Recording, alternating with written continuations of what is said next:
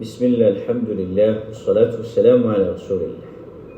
نن دته داسې دعا خیم چې د دنیا او د آخرت چې څومره خیرونه دي نو هغه په دې دعا کې راجمع دي، او څوک چې دا دعا وکړي نو د دنیا او د آخرت خیرونه وګټل. یو څو کلمات دي، یو څلور کلمات.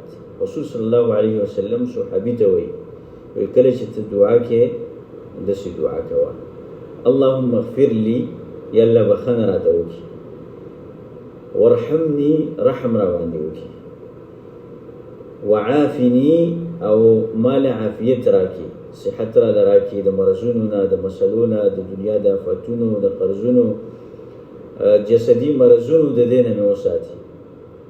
ورزقني، او رزق را راکړي، یا الله پراخه رزق راکړي، هیڅ چاته مې په رزق کې مه محتاجه کوه.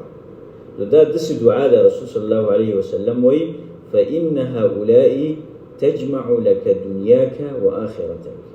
دا څلور کلمات، او بیا رسول صلی الله علیه وسلم دا څلور ګوتې داسې راټولې کړې او دا ګوتې داسې پرېښوده چې دا څلور کلمات چې یو سړی وایي نو دا ستا د دنیا او آخرت ټول خیرونه په همدې څلورو کلماتو کې پراته دي. او دا دعا چې چا وکړه نو د دنیا او د آخرت خیرونه ده وګټل. فإن هؤلاء تجمع لك دنیاک و آخرتک. دا څلور کلمات د دنیا او د آخرت خیرونه تا ته راجمع کوي. دا څوک وایي؟ د الله رسول صلی الله علیه وسلم. او بالکل صحیح ټنګېدلی حدیث دی د صحیح مسلم.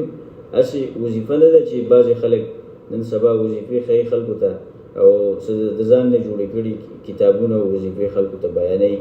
دا د صحیح حدیث نه ثابته وظیفه ده، د صحیح مسلم حدیث دی.